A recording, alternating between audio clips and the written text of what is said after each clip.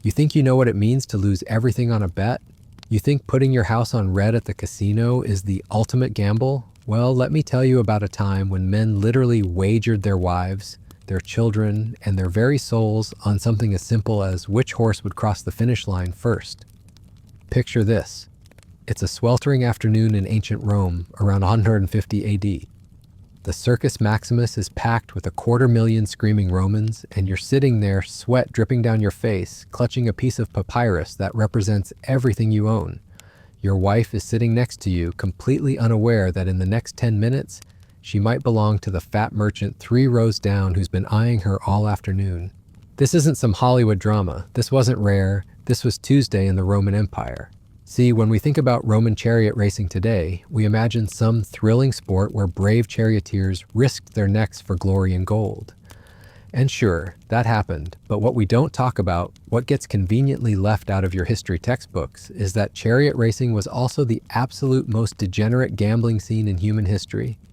A place where ordinary Roman citizens would bet literally everything they had, including the people they loved most. And I'm not talking about losing your savings account here. I'm talking about a world where you could walk into the Circus Maximus as a respected citizen with a wife, 3 kids, and a nice little villa, and walk out with nothing but the tunic on your back while your family gets dragged away by their new owners. Now, before you start thinking these Romans were just terrible people, let me blow your mind with something even crazier. They didn't see this as cruel or unusual. To them, this was just Tuesday. This was entertainment. This was how you proved you were a real man. And the craziest part? Sometimes it actually worked out. But here's what's really going to shock you. The Romans didn't invent this madness. They didn't wake up one day and decide to bet their wives on horse races.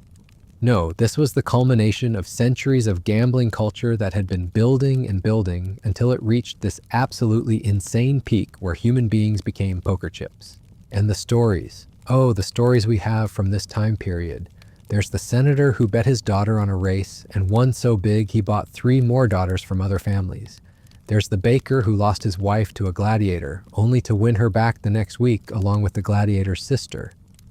And then there's Marcus Aurelius Maximus, a guy who literally bet his entire bloodline on a single chariot race and somehow walked away richer than Caesar himself. These aren't legends. These aren't myths. These are documented historical accounts that show just how completely unhinged Roman gambling culture had become. But why? Why would anyone risk everything they loved on something as unpredictable as a chariot race? What drives a human being to look at their wife, their children, their entire life, and think, you know what? I'm going to put all of this on the blue team. Well, that's exactly what we're going to explore in this video. I'm going to take you inside the mind of a Roman gambler. I'm going to show you the economic pressures, the social expectations, and the pure psychological addiction that turned ordinary Roman citizens into the most reckless bettors in human history. We'll walk through a typical day at the Circus Maximus, from the moment the gates opened at dawn to the final race at sunset, and you'll see exactly how a normal Roman could go from confident citizen to broken slave in the span of a few hours. But more than that, I want you to understand something that most people miss about this period in history. This wasn't just gambling, this was an entire economic system. The Roman Empire's economy was literally built on the backs of people who lost everything at the races. Slave markets boomed after race days. Entire industries existed just to process the human collateral that changed hands at the Circus Maximus.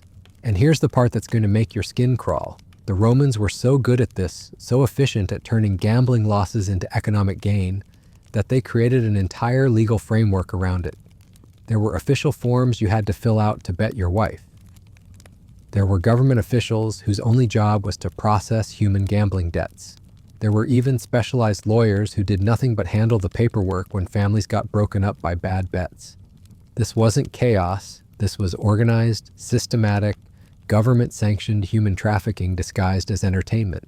Now, I know what you're thinking. How is this even possible? How could a civilization that gave us roads and aqueducts and philosophy also create something so absolutely barbaric? Well, that's the thing about the Romans that nobody talks about in school. They weren't just this noble civilization of toga-wearing philosophers debating in marble halls. They were also the most ruthlessly practical people who ever lived. To a Roman, everything had value and everything could be traded. Your wife wasn't just your life partner. She was an asset. Your children weren't just your legacy. They were investments. Your slaves weren't just your property. They were currency. And when you looked at it that way, betting them on a chariot race wasn't insane. It was just business. But here's where it gets really twisted. The Romans were so good at normalizing this that they created an entire culture around it. There were gambling clubs where men would meet to discuss strategy. There were professional advisors who would help you decide which family members to bet on which races. There were even religious ceremonies where priests would bless your gambling debts to ensure the gods smiled on your wagers. And the women, the wives and daughters who were being bet like poker chips? Well, that's a story that's going to make you question everything you thought you knew about Roman society. See, Roman women weren't completely powerless in this system. In fact, some of them figured out how to game it better than the men. There are records of women who deliberately married bad gamblers, knowing they'd eventually get bet away to wealthier men. There are stories of wives who would secretly signal to their husbands' opponents at the races, ensuring they'd lose their bets and end up with better masters. And then there were the women who took control entirely, women who started their own gambling rings, who became professional bettors themselves, who built fortunes by exploiting the same system that was supposed to oppress them. But for every success story, there were hundreds of tragedies. Families destroyed, children separated from their parents forever, women forced into marriages with strangers who saw them as nothing more than trophies from a lucky bet. And the psychological toll? Imagine knowing that every time your husband went to the races, there was a chance you might never see him again. Not because he might die, but because he might bet you away to someone else. Imagine the constant anxiety, the sleepless nights, the way you'd flinch every time you heard chariots in the distance. This was the reality for millions of people in the Roman Empire. This was their normal.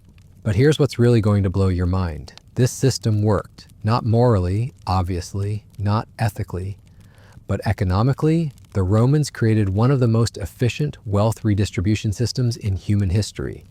Money flowed from poor gamblers to rich gamblers to government coffers to infrastructure projects that benefited everyone. The Colosseum, built with gambling money, the roads that connected the empire, funded by betting losses, the aqueducts that brought fresh water to Roman cities, paid for by people who lost their families at the races. It was brilliant, it was horrible, and it was absolutely, completely insane.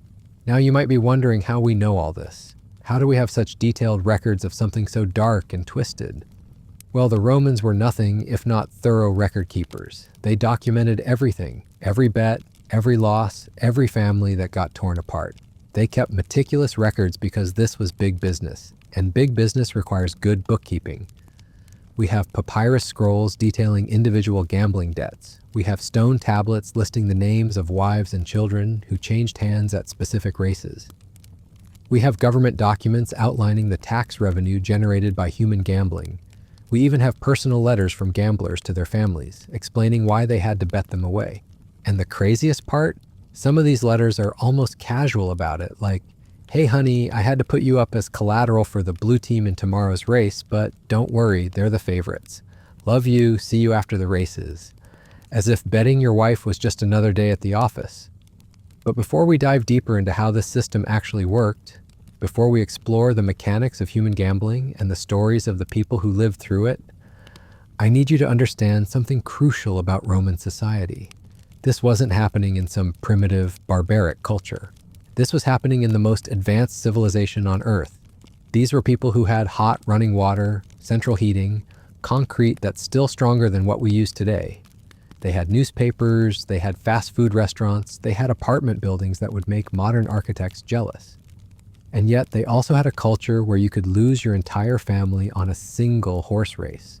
That contradiction, that absolute cognitive dissonance between advanced civilization and complete moral bankruptcy, that's what made Roman chariot gambling so uniquely terrifying. Because if it could happen in Rome, the pinnacle of human achievement at the time, then it could happen anywhere. It could happen to anyone, including you. So buckle up, because we're about to take a journey into the darkest, most twisted, and most fascinating gambling culture in human history. We're going to meet the men who bet everything, the women who survived being bet, and the children who grew up knowing they might be wagered away at any moment. We're going to explore how an entire empire built its economy on human gambling, how families adapted to a system designed to destroy them, and how some people managed to not just survive, but thrive in this absolute madness. And by the end of this video, you're going to understand exactly why betting your wife on Roman chariot races was simultaneously the worst idea in human history and the foundation of one of the greatest civilizations ever built. Because that's the thing about the Romans. They didn't do anything halfway. When they decided to gamble, they didn't just bet money, they bet everything, their families, their futures, their very souls. And somehow, impossibly, they made it work. At least until it all came crashing down. But that's a story for later. Right now, we need to understand how we got here. How a civilization that started with a few farmers on 7 hills ended up creating a system where human beings became currency, and chariot races became the most dangerous form of entertainment ever devised. So let's start at the beginning.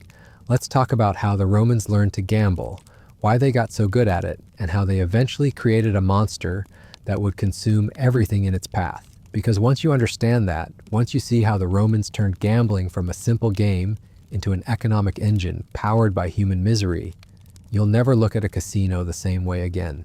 You'll never place another bet without remembering the Roman wives who lost everything on a Thursday afternoon in the Circus Maximus.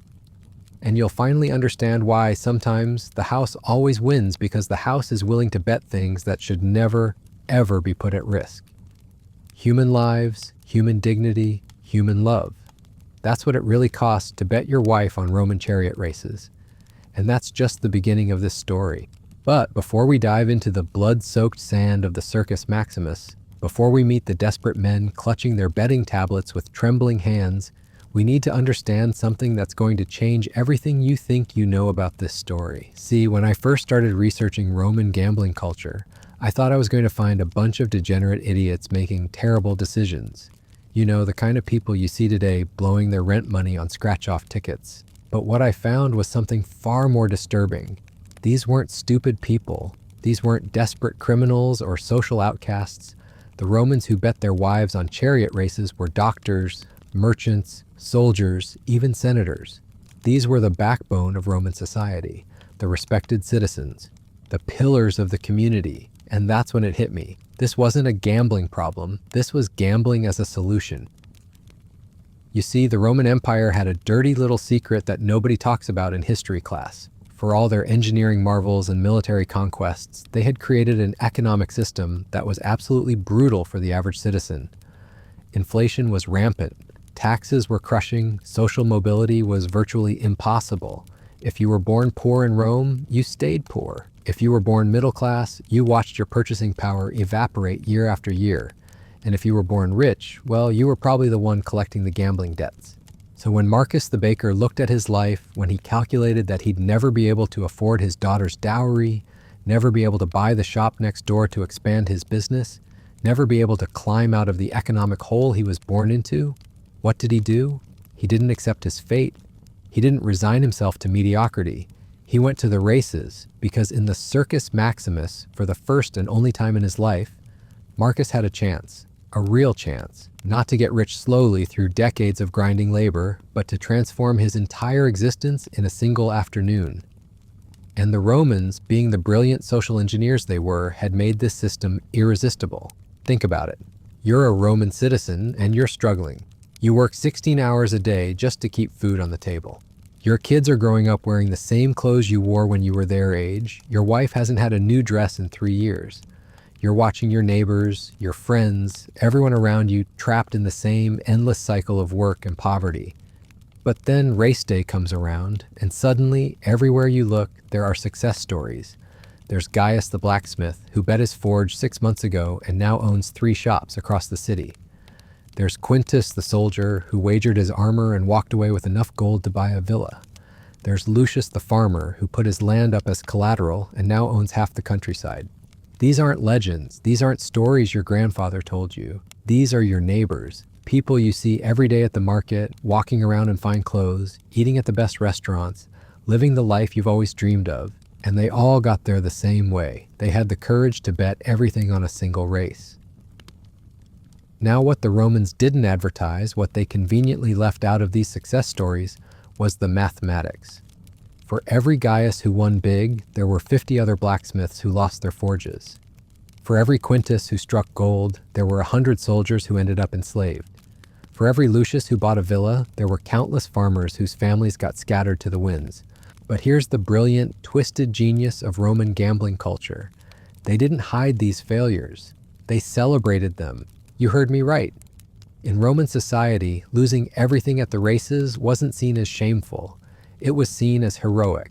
There were songs about brave men who bet their wives and lost. There were poems about fathers who wagered their children and walked away with nothing but their honor. There were stories told around dinner tables about citizens who risked everything for the chance at greatness, even if they failed, because to the Romans, the worst thing you could be wasn't poor. It wasn't unlucky. It wasn't even enslaved. The worst thing you could be was a coward. And what was more cowardly than accepting your lot in life? What was more shameful than looking at your family's poverty and doing nothing about it? What was more pathetic than having an opportunity to change everything and walking away?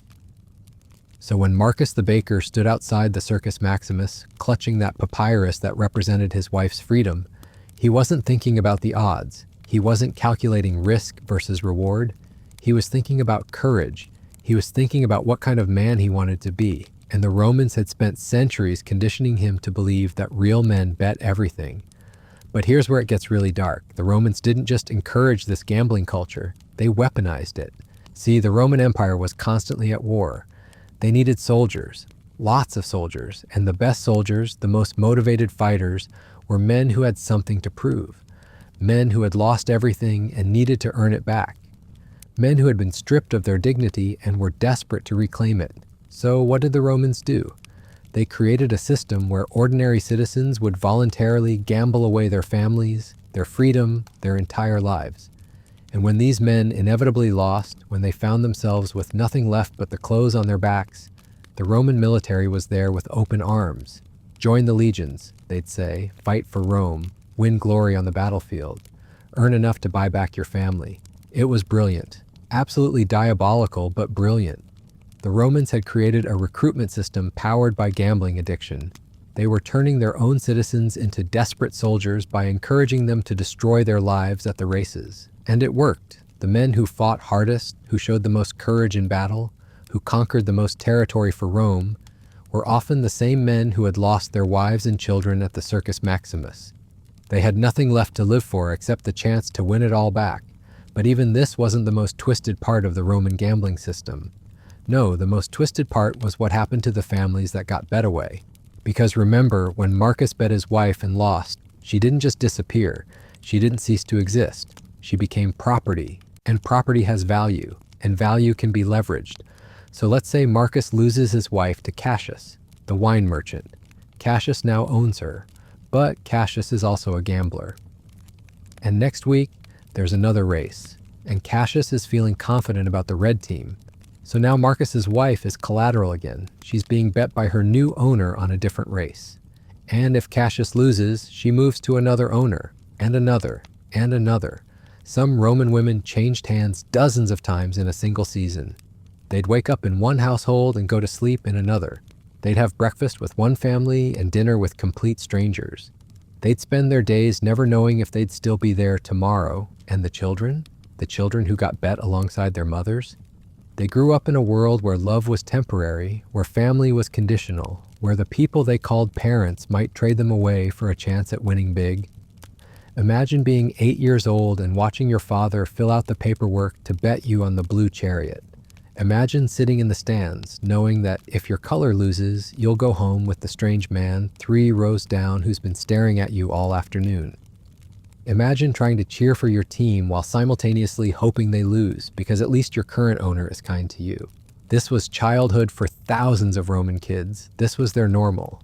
And the psychological damage, the trauma of growing up in a world where you could be traded away at any moment? Well, the Romans had a solution for that too. They called it philosophical acceptance. Roman children were taught from birth that everything in life was temporary, that attachment led to suffering, that the wise person accepted whatever fate the gods delivered without complaint or emotion. Sounds noble, right? Sounds like profound wisdom, but really it was just psychological conditioning. The Romans were training their children to accept being gambled away, They were creating a generation of people who wouldn't fight back when their families got broken up by bad bets. And it worked. We have letters from Roman children thanking their fathers for betting them away to better families. We have diary entries from wives expressing gratitude for being wagered to wealthier husbands. We have testimonials from slaves praising their masters for having the courage to risk them at the races. The Romans had successfully brainwashed an entire population into celebrating their own exploitation. But here's the thing that's going to make your head spin. Despite all this horror, despite the broken families and destroyed lives and systematic dehumanization, the Roman gambling system actually created some of the most remarkable success stories in human history. There's the story of Quintus Fabius Maximus, who started as a slave, got bet away from his original master, won his freedom in a dice game, became a professional gambler, built a fortune by betting other people's families, and eventually bought his way into the Roman Senate. There's the tale of Livia Drusa, who was bet away by her husband at age 16, spent the next decade being traded from owner to owner, learned the gambling system inside and out, eventually bought her own freedom, started her own gambling house, and died as one of the wealthiest women in Rome. There's the legend of Marcus Aurelius Corvus, who bet his entire family on a single chariot race, lost everything, joined the military, conquered 3 provinces for Rome, used his military salary to buy back his wife and children, then bet them again on an even bigger race, won a fortune that made him richer than Caesar, and founded a dynasty that lasted for centuries. These stories are real, they're documented, they happened, and they were used by the Romans to justify everything else. Every broken family, every destroyed life, every child sold into slavery. It was all worth it because occasionally, just occasionally, someone managed to beat the system and achieve something extraordinary. It was like a lottery where the tickets were human beings and the jackpot was everything you'd ever dreamed of. And just like a modern lottery, the Romans made sure everyone heard about the winners while quietly burying the stories of the millions who lost everything. But here's what the Romans understood that we're only beginning to figure out today. Gambling isn't really about money. It's not even about winning or losing. It's about hope. When Marcus the baker stood outside the Circus Maximus with his wife's freedom in his hands, he wasn't thinking about statistics or probability or risk management. He was thinking about possibility. He was imagining a world where his children didn't have to struggle like he had. He was dreaming of a future where his family could live with dignity and comfort and pride. And for just a few hours, while the races were running, while the chariots were thundering around the track, while the crowd was screaming and the dust was flying, that dream felt real. It felt possible. It felt like something he could actually achieve. That's what the Romans were really selling at the Circus Maximus. Not entertainment, not even gambling. They were selling hope. And hope, as it turns out, is the most addictive drug of all. Because once you understand that Romans weren't just betting money or property, but literally wagering their capacity to dream of a better life, you start to see why this system was so devastatingly effective. See, the Romans had figured out something that modern casinos are still trying to perfect. They understood that the most powerful form of gambling isn't when you're betting with money you can afford to lose. It's when you're betting with something so precious, so irreplaceable, that losing it would fundamentally change who you are as a person. When you bet your rent money at a casino, you might have to move to a smaller apartment. When you bet your car payment, you might have to take the bus for a while. But when you bet your wife at a Roman chariot race, you weren't just risking your financial situation. You were risking your identity, your relationships, your entire understanding of yourself as a human being. And that's exactly what made it so intoxicating. Think about it from Marcus's perspective again. He's not just some degenerate gambler looking for his next fix. He's a man who's been systematically crushed by an economic system designed to keep him poor. Every day, he wakes up knowing that no matter how hard he works, no matter how many loaves he bakes, no matter how many customers he serves, he'll never have enough to give his family the life they deserve. But then race day arrives, and suddenly the rules change. Suddenly, merit doesn't matter, hard work doesn't matter, social class doesn't matter. The only thing that matters is whether the red chariot or the blue chariot crosses the finish line first. And for the first time in his life, Marcus has exactly the same chance of winning as Caesar himself. That's intoxicating. That's addictive. That's the kind of opportunity that makes rational people do completely irrational things. But here's where the Roman system got really sophisticated. They didn't just offer this opportunity once in a while. They didn't limit it to special occasions or holidays. They made it constant, available, always there. The Circus Maximus hosted races almost every day during racing season. There were morning races, afternoon races, evening races. There were small races with modest stakes and massive races where fortunes changed hands. There were races for beginners and races for high rollers. No matter what your situation, no matter how much or how little you had to bet, there was always a race that was perfect for you, and the Romans made sure you knew about it. Town criers would walk through the streets announcing the day's races. Graffiti on walls would advertise upcoming events. Merchants would discuss odds and predictions while selling their wares. Even slaves would whisper about which chariots looked fastest during practice runs. Racing wasn't just entertainment in Rome, it was the background noise of daily life. It was impossible to ignore, impossible to avoid, impossible to forget.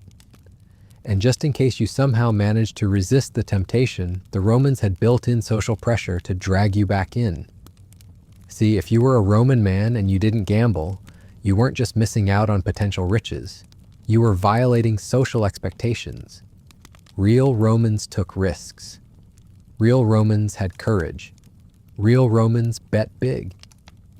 If you walked past the Circus Maximus without placing a wager, your neighbors would notice, your friends would ask questions, your wife might even start wondering if she married a coward. There are records of Roman wives literally begging their husbands to bet them at the races, not because they wanted to be traded away, but because they couldn't stand the social shame of being married to a man who lacked the courage to risk everything. Can you imagine that conversation? Honey, I need you to put me up as collateral on tomorrow's race. Not because I want to leave you, but because if you don't, everyone will think you're weak, and I can't live with that kind of humiliation. That's how deeply gambling culture had penetrated Roman society. It wasn't just accepted behavior, it was expected behavior. It was the price of being considered a real man. But the social pressure went even deeper than that. The Romans had created an entire vocabulary around gambling that made it sound noble, heroic, even spiritual. They didn't call it betting your wife, they called it honoring your wife with courage. They didn't call it gambling your children away, they called it giving your children the chance at greatness.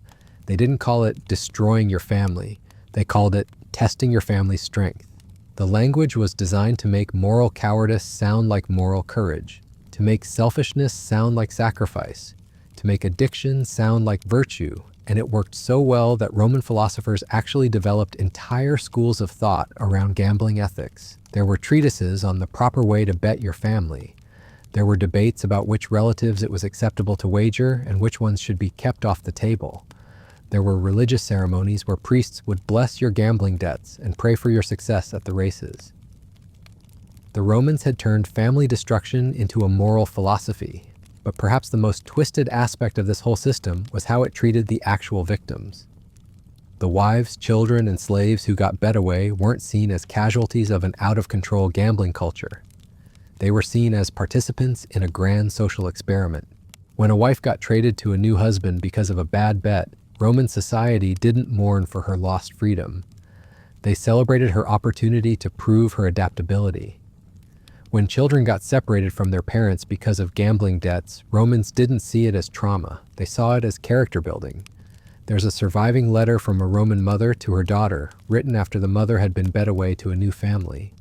Instead of expressing grief or anger, the letter thanks the gods for the opportunity to serve a wealthier household. It praises the daughter's father for having the courage to risk everything. It expresses hope that the daughter will someday be brave enough to be bet away herself. That letter isn't an anomaly. We have hundreds of similar documents. Romans who had been gambled away writing to thank the people who had gambled them, expressing gratitude for being treated like property, celebrating their own dehumanization. It's psychological conditioning on a scale that would make modern propagandists jealous.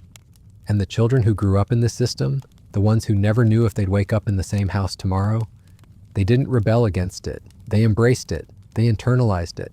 They became the next generation of gamblers, ready to bet their own families when the time came.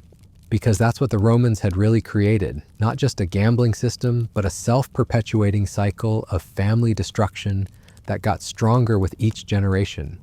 Every child who got bet away and survived learned that love was conditional, that relationships were temporary, that the only thing you could really count on was your ability to take risks and hope for the best. And when those children grew up and had families of their own, what do you think they did when times got tough? When they needed money for food or medicine or shelter, they went to the races, just like their parents had, just like their grandparents had, just like every Roman before them. It was tradition, it was culture, it was the Roman way. But here's the thing that really shows you how sophisticated this system was. The Romans didn't just create a culture that encouraged gambling, they created a culture that made not gambling seem impossible. Think about the social dynamics for a minute. You're a Roman citizen, and your neighbor just won big at the races. He bought his wife back from slavery, got his children enrolled in the best schools, moved to a better neighborhood, started eating at fancy restaurants. Meanwhile, you're still struggling, still working 16-hour days just to keep food on the table, still watching your kids wear the same clothes year after year, still unable to afford the basic luxuries that your neighbor now takes for granted. What are you going to do? Accept your fate? Resign yourself to poverty while your neighbor lives in luxury? Or are you going to take the same risk he took? Are you going to bet everything on a single race and hope for the same miraculous transformation? The Romans had created a social environment where gambling wasn't just an option, it was the only rational choice. Because if you didn't gamble, you'd spend the rest of your life watching other people live the life you could have had if you'd just been brave enough to risk everything. And that pressure, that constant reminder of what you could win if you were just willing to lose everything, that was more powerful than any advertising campaign or government program or social movement. It was peer pressure on steroids. It was keeping up with the Joneses with human beings as currency. But the Romans took it one step further. They didn't just make gambling socially necessary, they made it economically necessary. See, the Roman tax system was designed to be unpredictable. Tax rates would change without warning. New taxes would be imposed to fund military campaigns or public works projects. Special assessments would be levied on citizens based on their profession, their location, their family size, their age. A Roman citizen never knew from one year to the next how much he'd owe the government. And if he couldn't pay, the penalties were severe. His property could be confiscated, his family could be enslaved, he could be forced into military service or sold to pay his debts. So imagine you're a Roman shopkeeper, and you get word that there's a new tax coming, a tax that's going to cost you more than you make in a year, a tax that's going to destroy your business and ruin your family, unless you can somehow come up with an enormous amount of money in a very short time. What are your options? You can't work harder because you're already working as hard as you can. You can't borrow money because interest rates are astronomical and the penalties for default are even worse than the tax penalties. You can't flee because the Roman military will hunt you down and bring you back in chains. You have exactly one option. You go to the races, you bet everything you have on a single chariot, and you pray to every god you know that luck will save your family from destruction. The Romans had created a tax system that literally forced people to gamble, not just encouraged it, but made it the only alternative to complete ruin. And this wasn't accidental. This wasn't some unintended consequence of poor fiscal policy. This was deliberate. The Romans understood that unpredictable taxes would drive people to the races, and they wanted people at the races because that's where the real money was made. See, every bet placed at the Circus Maximus generated revenue for the Roman government. There were betting taxes, facility fees, licensing costs for professional gamblers, permits required for high-stakes games. The government took a cut of every transaction, every win, every loss. But more than that, the gambling system generated the raw materials for Rome's most profitable industry, slavery. Every family that got broken up by gambling debts created new slaves. Every wife who got bet away became property that could be bought and sold. Every child who got wagered became a worker who could be put to use in mines, farms, factories, brothels. And slaves, as it turns out, were the foundation of the Roman economy. They built the roads, constructed the aqueducts, worked the fields, manned the shops, served in the houses, fought in the arenas. Everything that made Rome great was built on the backs of people who had been enslaved, often through gambling debts. The Circus Maximus wasn't just entertainment, it was Rome's primary slave recruitment center. It was a machine that took free Roman citizens and converted them into human capital that could be deployed wherever the empire needed cheap labor. And the beauty of it, from Rome's perspective, was that it was completely voluntary. No one was forcing Romans to bet their families. They were doing it themselves, eagerly, enthusiastically, proudly. The Romans had convinced their own citizens to enslave themselves for entertainment. But even this wasn't the most brilliant part of the system. The most brilliant part was how they handled the winners. Because remember, for every family that got destroyed by gambling, there had to be someone on the other side collecting the winnings. Someone had to end up with all those wives and children and slaves. Someone had to benefit from all this human misery. And the Romans made sure those winners were exactly the people they wanted to reward. The biggest winners at the races weren't random citizens getting lucky. They were Roman elites who had inside information about the races.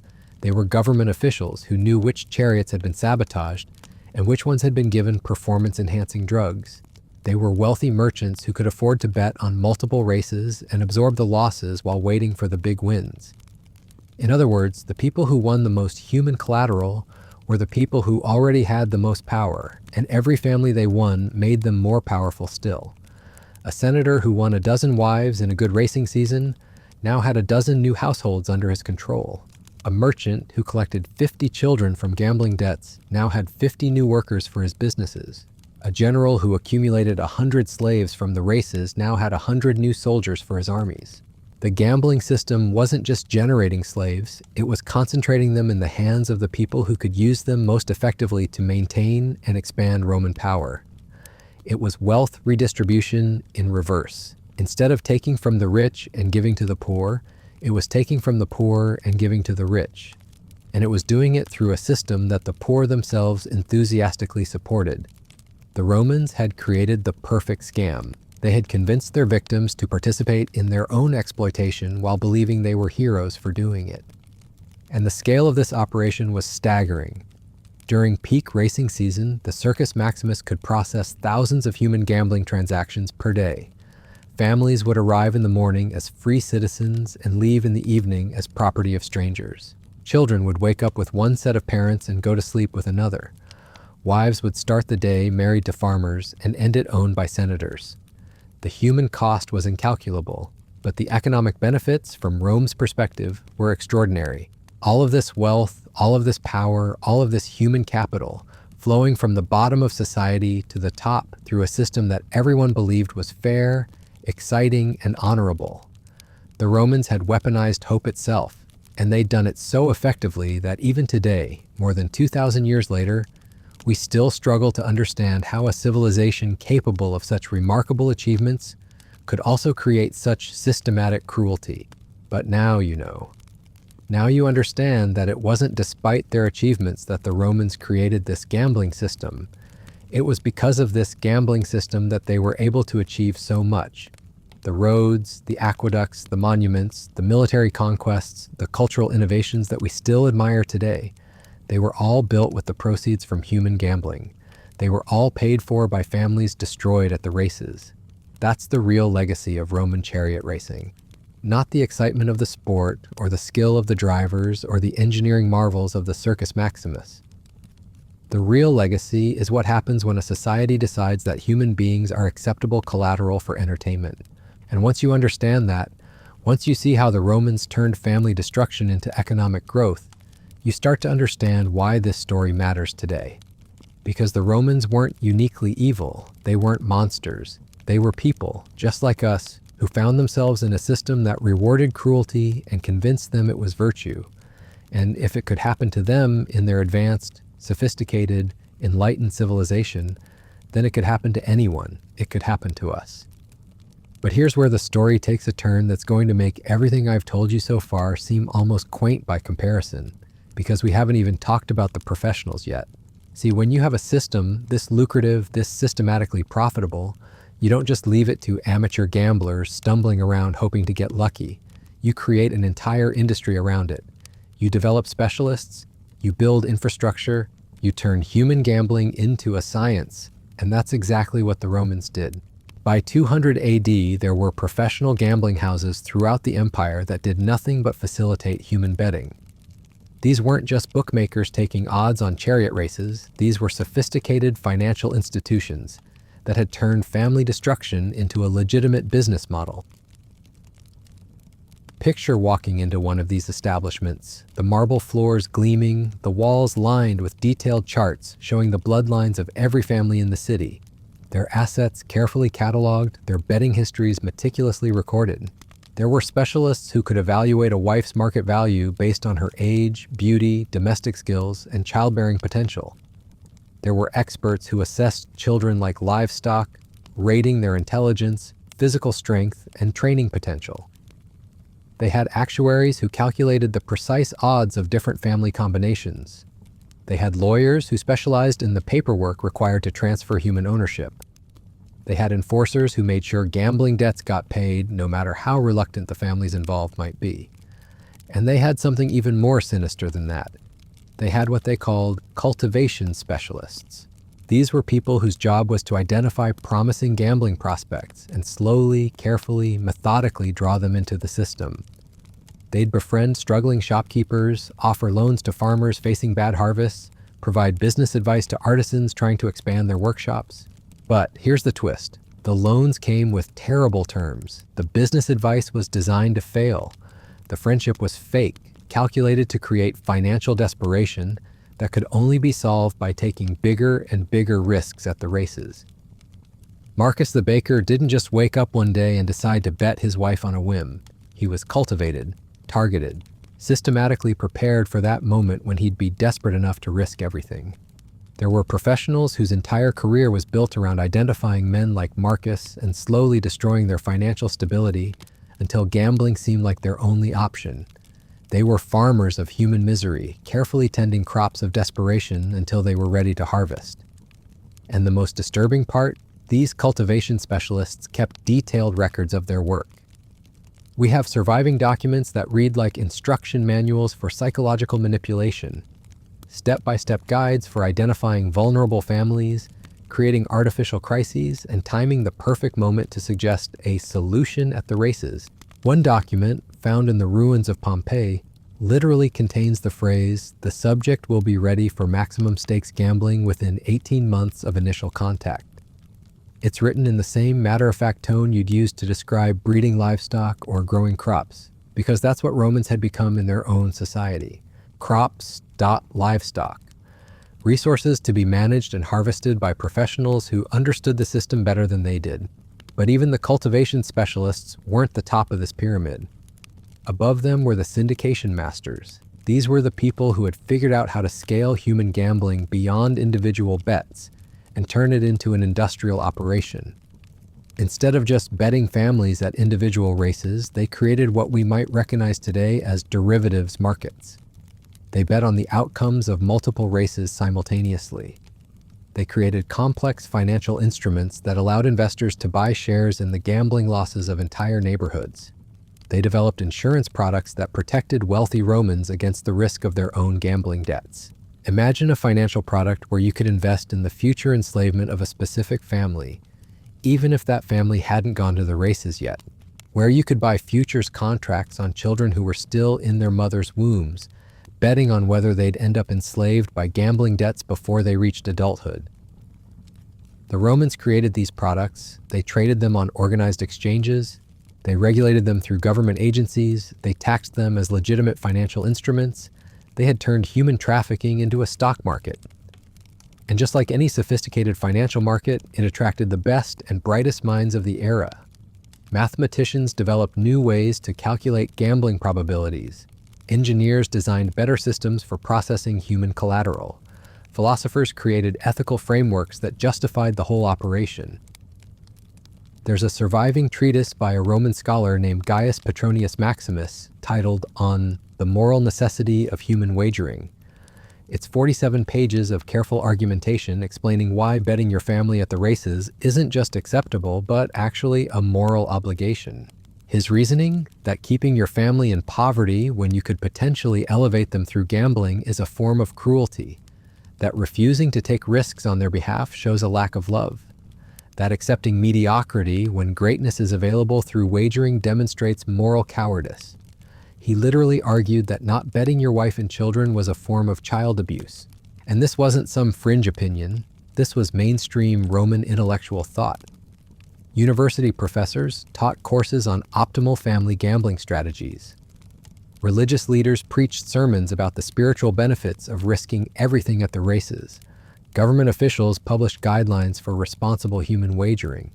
The Romans had created an entire academic discipline around the systematic destruction of families, and they'd convinced themselves it was scholarship. But here's what really shows you how deep this rabbit hole went. The Romans didn't just develop professional gambling operations for their own citizens, they exported the entire system throughout their empire. Wherever Roman legions conquered new territory, gambling houses followed. Native populations that had never heard of chariot racing suddenly found themselves with new entertainment options, new financial opportunities, and new ways to solve their economic problems through wagering their loved ones. And the Romans were careful to adapt the system to local customs and preferences. In Egypt, they incorporated traditional Egyptian games alongside chariot racing. In Britain, they mixed gambling with local Celtic festivals. In Spain, they combined human wagering with existing gladiatorial traditions. They were cultural imperialists, but instead of just imposing Roman customs, they were carefully crafting localized versions of human gambling that would appeal to conquered populations while still feeding wealth back to Rome.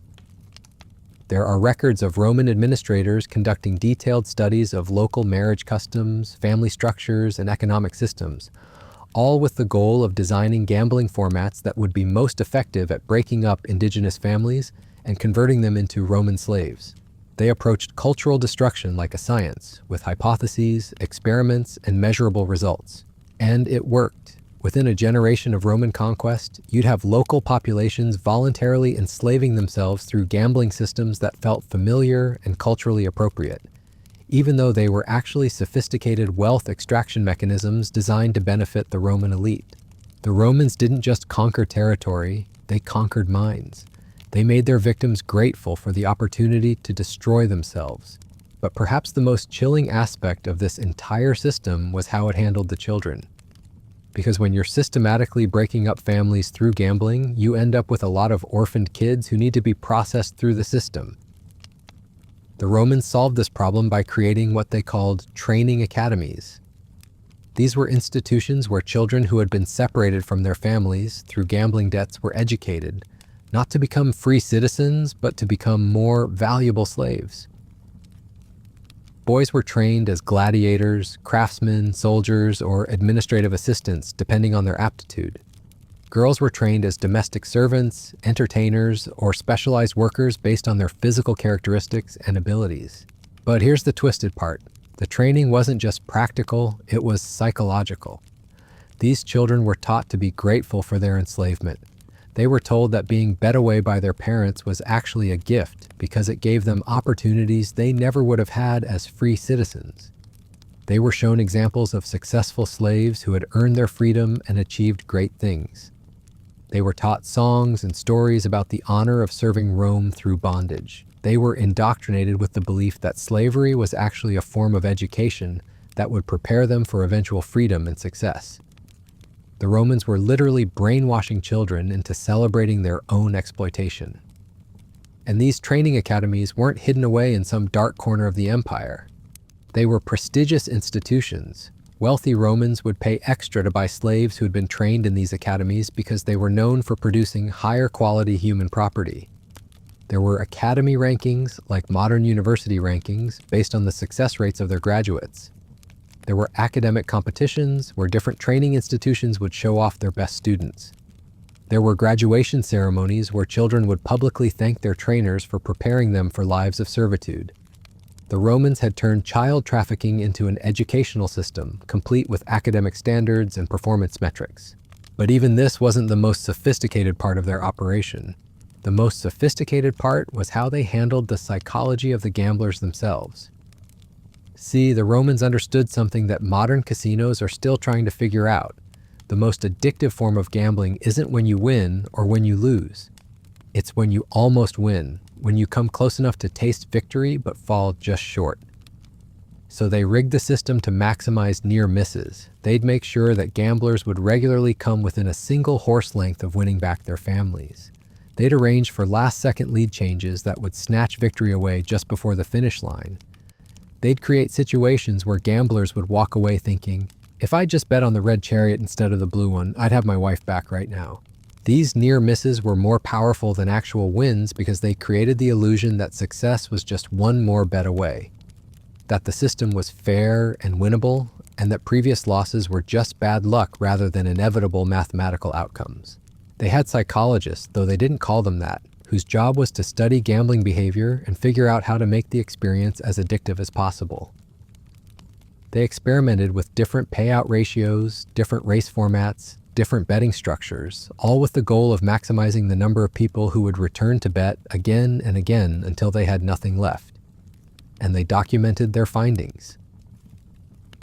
We have surviving research reports on optimal addiction strategies, studies on which types of near misses were most effective at encouraging continued gambling, analysis of the psychological profiles that made certain people more likely to bet their families. The Romans had turned addiction into a science decades before anyone even understood what addiction was. But here's what's really going to blow your mind. All of this infrastructure, all of these professional operations, all of this systematic family destruction, it was just the foundation for something even bigger. The Romans weren't just running gambling operations. They were running a massive economic engine that used human gambling as fuel to power the entire empire. Every road they built, every aqueduct they constructed, every military campaign they launched, it was all funded by the proceeds from families destroyed at the races. The Roman tax system was designed to channel gambling revenue into public works projects. The Roman military was structured to absorb the men who had lost everything and needed to earn it back through conquest. The Roman slave economy was organized to process the human collateral generated by the racing industry. Gambling wasn't just a part of Roman society, it was the invisible foundation that made everything else possible. And the Romans were so good at hiding this, so sophisticated in their propaganda, that even their own citizens didn't fully understand what was happening. They thought they were participating in entertainment. They thought they were taking personal risks for personal rewards. They didn't realize they were cogs in a massive machine designed to extract wealth from the bottom of society and concentrate it at the top. The average Roman gambler thought he was playing a game, but really he was being played by a system so complex and so well designed that it took modern historians centuries to figure out how it actually worked. And that's the most terrifying thing about this entire story. The Romans created a form of systematic oppression so sophisticated that the victims couldn't even see it happening. They made exploitation feel like opportunity. They made victimization feel like heroism. They made slavery feel like salvation. They didn't just conquer people's bodies, they conquered their minds. They made people grateful for the chance to destroy themselves and their families for the entertainment of their oppressors. And they did it all while maintaining the fiction that Rome was a civilization built on virtue, honor, and justice. But now we need to talk about what happened when this system finally started to break down. Because nothing this unsustainable, nothing this fundamentally evil could last forever. Not even in Rome, and the way it collapsed, the specific reasons it fell apart, that's going to show you exactly why this story is so relevant today. Why understanding Roman gambling culture isn't just an interesting historical curiosity, but actually a warning about what happens when societies prioritize entertainment over humanity. Because the Romans didn't just create the most sophisticated gambling system in human history. They created a blueprint for turning human misery into economic growth that's still being used today, in ways you probably haven't even thought about. And once you see the connections, once you understand how Roman gambling techniques have evolved into modern forms of systematic exploitation, you'll never look at our current society the same way again. But that's where this story gets really dark. Because what happened to Rome when their gambling system collapsed wasn't just the end of an empire, it was the beginning of something even worse. But before Rome's gambling empire crumbled into dust, there was one final chapter that makes everything else look like child's play, because the Romans, in their infinite capacity for turning human suffering into profit, discovered something that would make modern economists weep with envy. They figured out how to make money from people who had already lost everything. See, here's the problem the Romans faced by 250 AD. They'd been so successful at their gambling system that they'd created a massive population of people who had nothing left to bet. Millions of former citizens who'd already wagered away their wives, their children, their property, their freedom. People who were technically still alive but had been stripped of everything that made life worth living. In any normal society, these people would be a burden. They'd need food, shelter, basic care. They'd be economic drains on the system, but the Romans saw opportunity where others saw problems. They created what they called resurrection gambling, and it was exactly as twisted as it sounds. Here's how it worked. Let's say you're Marcus the baker and you've already lost everything. Your wife belongs to Senator Claudius. Your children are working in the mines.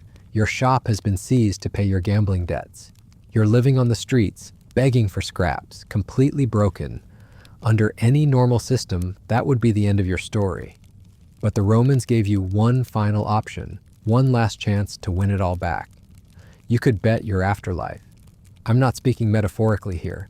The Romans developed a gambling system where people could literally wager their eternal souls on chariot races, where the stakes weren't just what happened to you in this world, but what would happen to you in the next.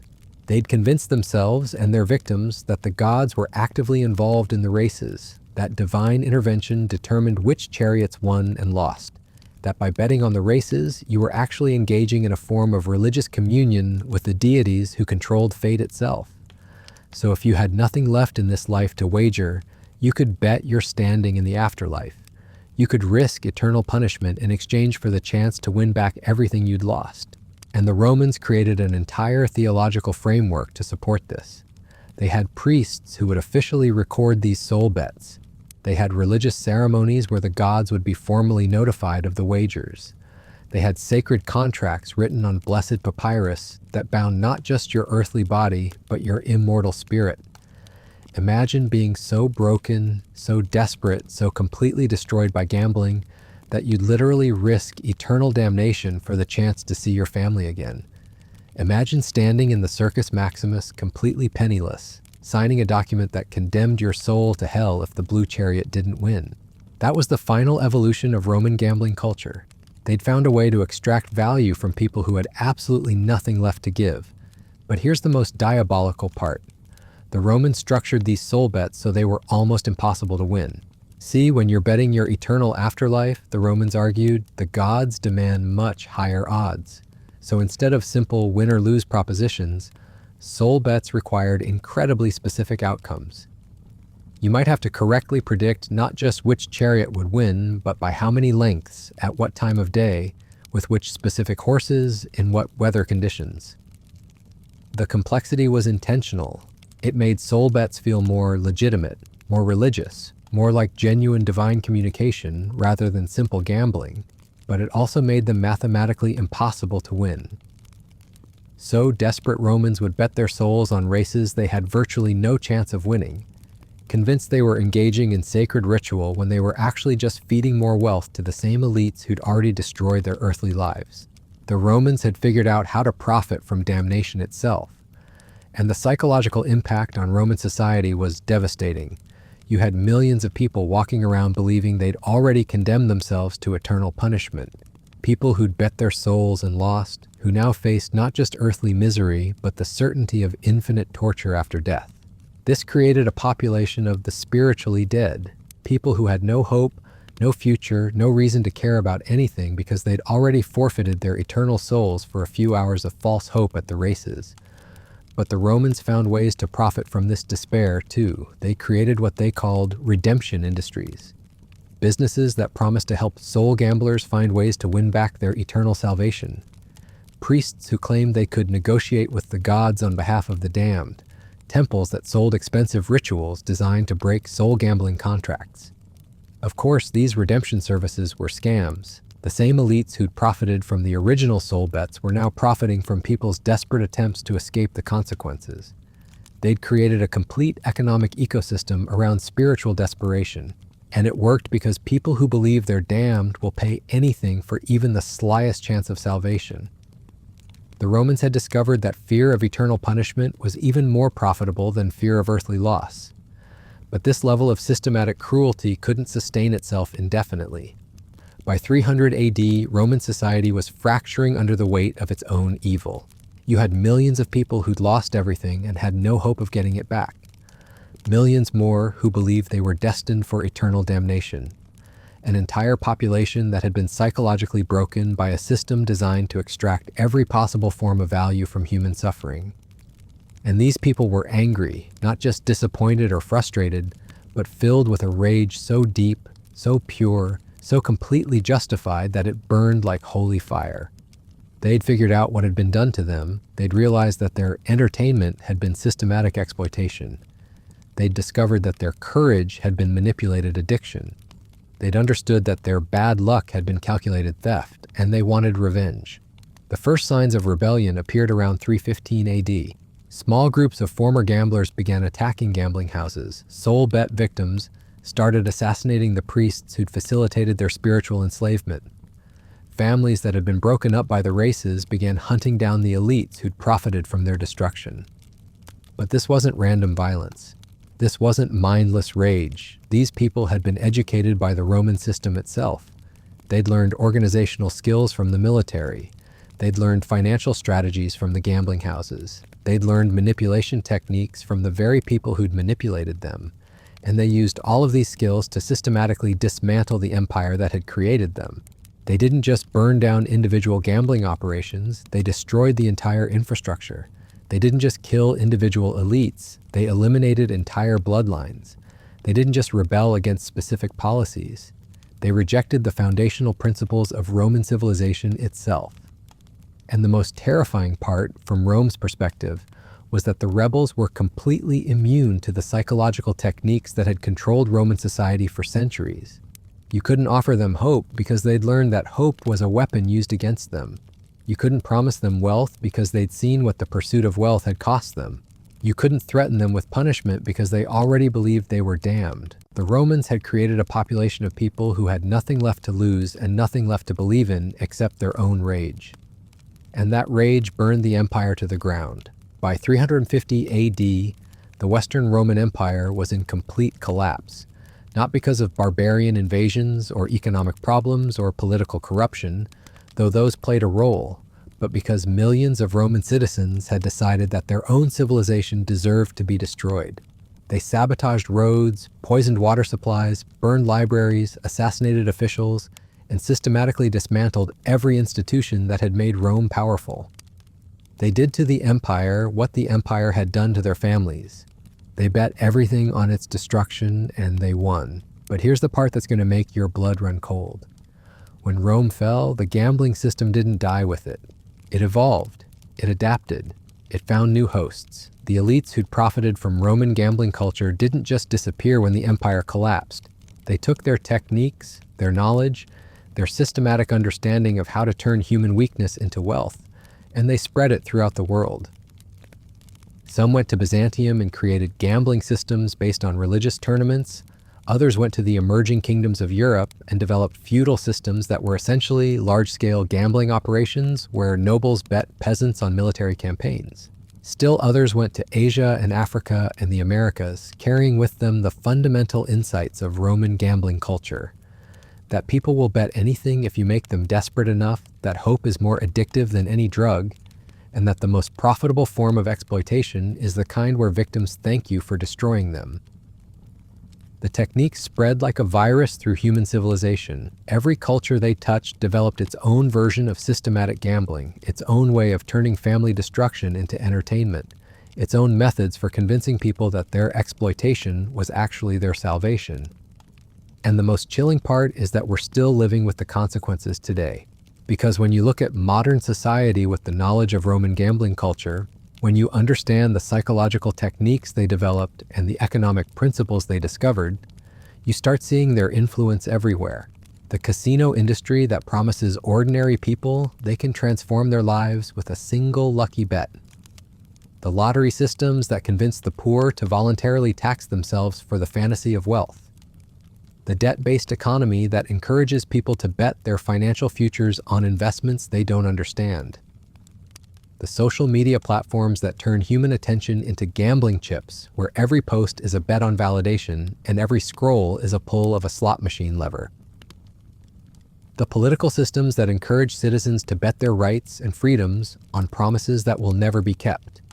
The entire modern economy that's built on the principle that human beings are acceptable collateral for other people's profit. We like to think we've evolved past the Romans. We tell ourselves we're more civilized, more enlightened, more moral than those barbaric ancients who bet their wives on chariot races. But really, we've just gotten better at hiding it. We've created systems of exploitation so sophisticated that the victims don't even realize they're being exploited. We've developed forms of family destruction so subtle that people think they're making free choices when they're actually being systematically manipulated. We've built an entire civilization on the Roman model of turning human suffering into economic growth. And we've convinced ourselves it's progress. The Romans bet their wives on chariot races. We bet our children's futures on student loans. We bet our health on jobs that slowly kill us. We bet our relationships on social media platforms designed to make us miserable. We bet our sanity on political systems engineered to keep us angry and divided. The stakes are different, but the game is the same. And just like in Rome, the house always wins because the house has convinced us that we're not gambling. We're investing, we're participating, we're exercising our freedom. But freedom to choose between different forms of exploitation isn't really freedom at all. It's just a more sophisticated form of the same con game the Romans perfected 2,000 years ago. The only difference is that we've gotten so good at it that we don't even need Circus Maximus anymore. We carry the races in our pockets. We bet our lives on them every single day. And we thank the system for giving us the opportunity. Just like Marcus the baker standing outside the Circus Maximus, clutching that papyrus that represented his wife's freedom, convinced he was about to become a hero, just like the Roman children who wrote thank you letters to the fathers who bet them away, just like the wives who praised their husbands for having the courage to risk everything. We've learned to celebrate our own exploitation. We've been trained to see our destruction as opportunity. We've been conditioned to believe that the system that's destroying us is actually trying to help us. And that's the real horror of the Roman gambling legacy. Not that they created a system of systematic cruelty, but that they created a system of systematic cruelty that feels like freedom. That makes victims feel like participants. That turns exploitation into entertainment. That transforms human suffering into hope. They didn't just figure out how to make money from gambling, they figured out how to make gambling feel like salvation. And we're still falling for it, every single day. But understanding this history, seeing the connections between Roman gambling culture and modern exploitation, recognizing the psychological techniques that have been refined over centuries to make us complicit in our own destruction, that's the first step toward breaking free. Because once you know how the game really works, once you understand that the house always wins by convincing you that you're not gambling, you can start making different choices. You can stop betting your life on systems designed to destroy you. You can start building something different, something better, something that doesn't require human sacrifice for entertainment. But first, you have to understand just how deep this rabbit hole goes, how the Roman gambling system didn't just disappear when the empire fell, but evolved into forms of exploitation that are still operating today, in ways that would make Marcus the baker weep if he could see what his legacy has become. And that's a story that's going to change everything you think you know about the world you're living in. Because the Romans didn't just bet their wives on chariot races, they created a template for turning human beings into gambling chips that we're still using today. And until we understand that, until we recognize how completely we've been played by a system that's had 2,000 years to perfect its techniques, we'll keep making the same bets, suffering the same losses, and thanking our oppressors for the privilege, just like they did in Rome, just like they've been doing ever since. But here's where the Roman gambling system reveals its most insidious secret, the one that modern historians discovered only when they started comparing tax records with gambling house ledgers, with military recruitment documents with slave market inventories. The Romans weren't just running gambling operations, they were running the world's first systematic human trafficking network, disguised as entertainment. See, when Marcus the baker lost his wife to Cassius the wine merchant, that wasn't the end of the transaction. That was just the beginning of a supply chain that stretched across the entire Mediterranean world. Cassius didn't keep Marcus's wife because he needed another servant or wanted a new companion. He kept her because she was inventory, human capital that could be processed, refined, and resold at massive profit. Within days of winning her, Cassius would have her evaluated by professional appraisers who specialized in human assets. They'd examine her teeth, test her strength, assess her domestic skills, evaluate her reproductive potential. They'd assign her a grade based on age, beauty, intelligence, and training. If she was young and attractive, she might be sold to a brothel where she'd generate income for years. If she was skilled in household management, she might go to a wealthy family that needed domestic oversight. If she was past childbearing age but still strong, she might end up in a factory or farm where physical labor was required. But here's the part that's going to make you sick. The Romans had figured out that the most valuable human property wasn't adults who had already formed their personalities and habits. It was children who could still be molded. So when families got broken up by gambling debts, the children were immediately separated from whatever adults they might have been with and funneled into specialized training programs designed to maximize their eventual resale value.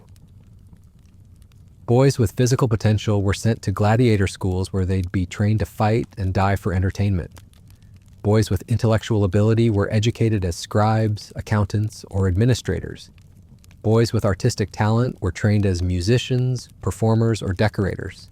Girls were sorted even more ruthlessly. The most beautiful were prepared for high-end prostitution or marriage to wealthy men. The strongest were trained for domestic service. The most intelligent were educated as personal assistants to noble families.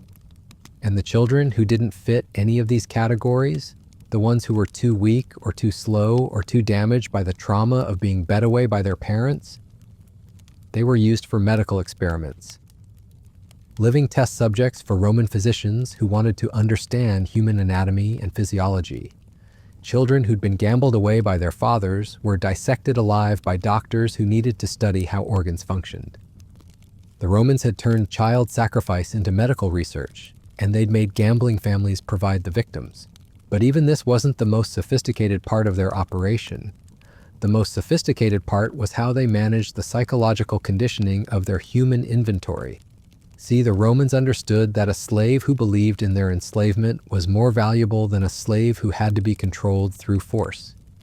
A person who thought they deserved to be property was easier to manage, more productive, and less likely to rebel. So they developed what we might recognize today as advanced psychological programming techniques, designed to make enslaved people grateful for their captivity. Children who'd been bet away were told that their parents had loved them so much that they'd risked everything to give them a chance at a better life. They were taught that being owned by wealthy Romans was actually an honor, a sign that they were valuable and special. They were shown examples of slaves who'd earned their freedom and achieved success, but never told that these examples were carefully selected exceptions, designed to maintain hope while ensuring that the vast majority would never escape. They were given small privileges and rewards that made them feel fortunate compared to other slaves, creating artificial hierarchies that prevented solidarity and organized resistance. And most insidiously, they were taught to identify with their owners rather than with other enslaved people. They were encouraged to take pride in their master's achievements, to compete with other slaves for approval, to see their own worth as tied to how well they served Roman interests.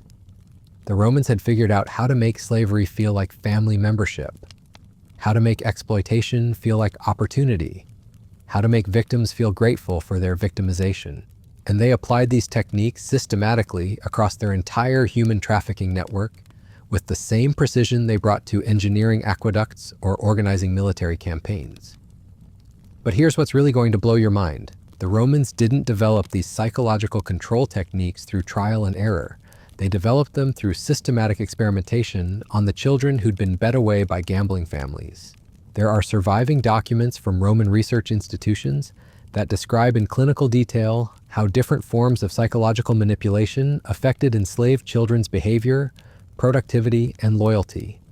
Studies on which types of rewards were most effective at encouraging compliance. Analysis of how trauma bonding could be used to create emotional dependence on captors.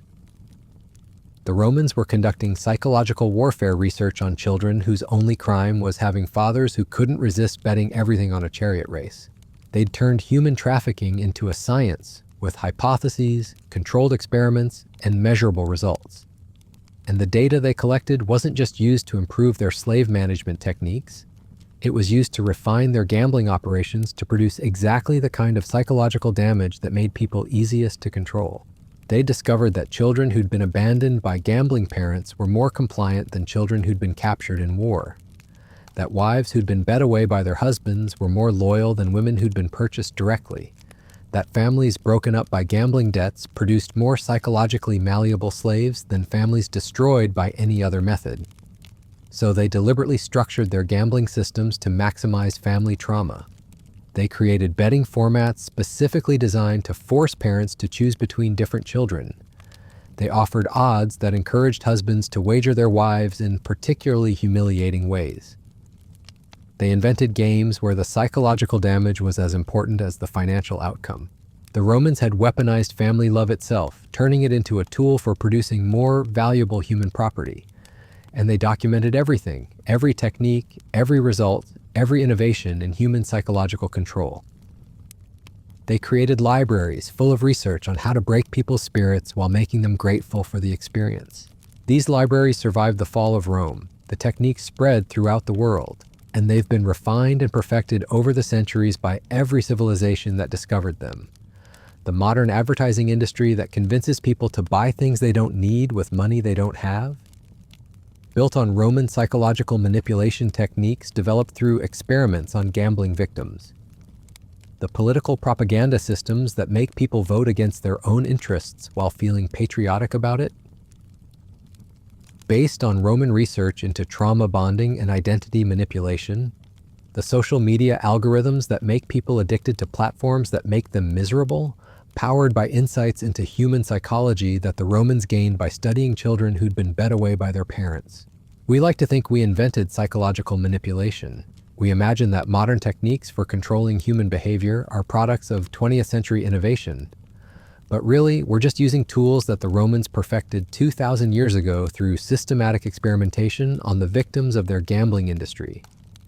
Every time you feel compelled to buy something you can't afford, you're experiencing techniques developed by Romans who studied gambling addicts.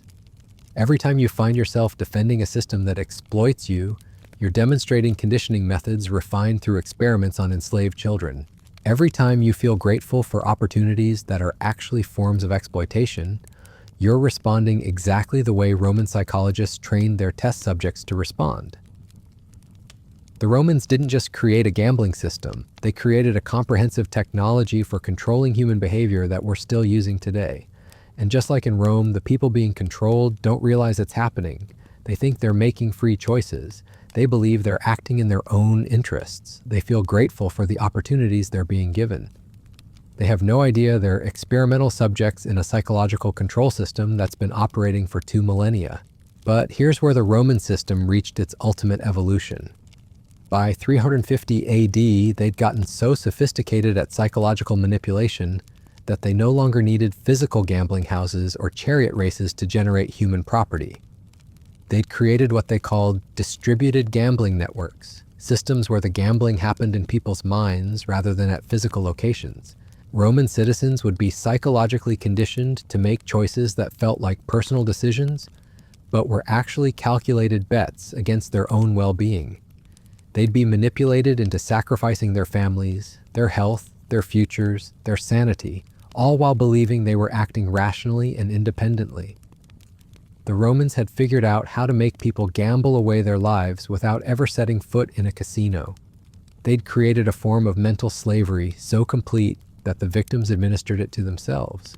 And that's when the system became truly unstoppable. Because when people are enslaving themselves, when they're volunteering for exploitation, when they're grateful for the opportunity to destroy their own lives, you don't need armies or police or government enforcement. You just need to maintain the illusion that people are free while ensuring they always make choices that benefit their masters. The Romans had solved the fundamental problem of human control. How do you make people serve you while making them feel independent? How do you extract everything valuable from their lives while making them thank you for the opportunity? The answer was distributed gambling, psychological systems that made every life decision feel like a personal choice while ensuring that all choices led to the same outcome. Wealth flowing from the bottom of society to the top, human dignity being traded for false hope, families being destroyed for other people's entertainment. And the most brilliant part was that the victims never realized they were victims. They thought they were players in a game they could win, when really they were products in a system designed to consume them. The Romans had created the perfect scam, one so sophisticated that it didn't feel like a scam at all. It felt like life itself. And when that system finally collapsed, when the accumulated rage of millions of exploited people finally boiled over and burned the empire to the ground, the techniques didn't die with it. They evolved. They adapted. They found new forms, new hosts, new ways to hide themselves inside systems that looked like progress but were really just more sophisticated versions of the same ancient exploitation. Today, we call it capitalism. We call it democracy. We call it social media. We call it the modern world. But really, it's just the Roman gambling system with better marketing. We're all Marcus the Baker now, standing outside the Circus Maximus, clutching our smartphones like betting tablets, convinced we're about to win big while the house counts our losses. We're all gambling away our families, our health, our futures, our sanity. We're all betting everything on systems designed to destroy us while making us grateful for the opportunity. And we're all losing every single day, just like the Romans designed us to. The only difference is that we don't even realize we're gambling anymore. We think we're living our lives, making our choices, pursuing our dreams. But really, we're just the latest generation of victims in a psychological control system that's been perfecting itself for 2,000 years. And until we understand that, until we recognize how completely we've been played, we'll keep making the same bets, suffering the same losses, and thanking our exploiters for the privilege. Just like Marcus the Baker, just like every Roman who ever thought they could beat a system designed to destroy them. Just like everyone who's ever believed that hope is stronger than mathematics, the house always wins. Not because the games are rigged, though they are, but because the house has convinced us that we're not gambling at all. We're just living our lives, making our choices, pursuing our happiness. And every choice we make, every path we take, every dream we chase, it all leads to the same place. The counting house, where our losses become someone else's profits, where our suffering becomes someone else's entertainment, where our families become someone else's property. Just like in Rome, just like it's always been, just like it always will be, until we finally understand the game well enough to stop playing it. But that's a lesson that costs more than most people are willing to pay, more than Marcus was willing to pay, more than Rome was willing to pay, more than we might be willing to pay, because the price of understanding isn't money or property or even family. The price of understanding is hope itself. And hope, as the Romans discovered, is the most valuable currency of all. It's also the hardest one to give up. Even when you know with mathematical certainty that hope is exactly what's being used to destroy you, even when you know you're being played, there's still that voice in your head whispering that maybe, just maybe, this time will be different. And that's exactly where the Romans wanted you. That's exactly where they want us today, because here's the final, most devastating truth about Roman gambling culture. The thing that makes it so relevant, so urgent, so absolutely terrifying to understand in our modern world. The Romans didn't fail because their system was flawed. They didn't collapse because they made mistakes or got greedy or lost control of their exploitation machine. Rome fell because they succeeded too well. By 400 AD, they'd created a population so thoroughly conditioned by gambling psychology that they'd lost the capacity for genuine human connection.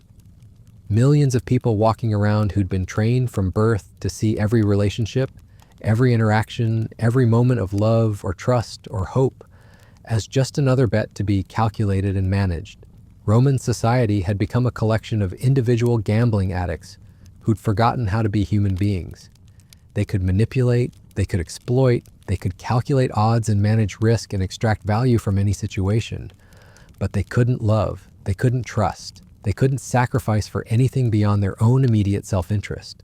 And when the barbarian invasions came, when external pressure finally mounted against the empire, there was nothing holding Roman society together. No shared values, no mutual loyalty, no willingness to sacrifice for the common good. Just millions of individual gamblers, each one calculating whether defending Rome was a good bet for their personal portfolio of relationships and resources. And the math didn't add up, so they walked away. They let their civilization collapse rather than risk anything for its preservation. The Romans had created a population so addicted to gambling that they gambled away their own empire rather than pay the price of saving it. And we're doing the exact same thing. Look around you. Look at modern society with the knowledge of Roman gambling psychology. See how every institution, every relationship, every aspect of human life has been turned into a betting opportunity where people calculate their personal odds rather than considering collective consequences. We've got parents gambling their children's futures on educational systems designed to create debt slaves. We've got workers gambling their health on jobs that slowly kill them while enriching shareholders. We've got citizens gambling their rights on political promises that will never be kept. We've got entire generations gambling their capacity for genuine human connection on social media platforms designed to make them isolated and miserable while generating profits for tech billionaires. We've got people gambling their sanity on news cycles engineered to keep them angry and afraid and divided, because angry, afraid, divided people make more predictable betting decisions. Just like in Rome, we've created a society where every human interaction is a transaction. Every relationship is conditional. Every moment of trust or love or hope is just another opportunity for someone to extract value. And just like in Rome, it's working, the wealth is flowing upward, the exploitation is accelerating, the psychological conditioning is getting more sophisticated every year. But also, just like in Rome, we're creating a population that's losing the capacity to hold civilization together. People who've been so thoroughly trained to think like gamblers that they can't think like citizens anymore. People who'll sacrifice anything, including their own society, rather than take a loss on their personal bets.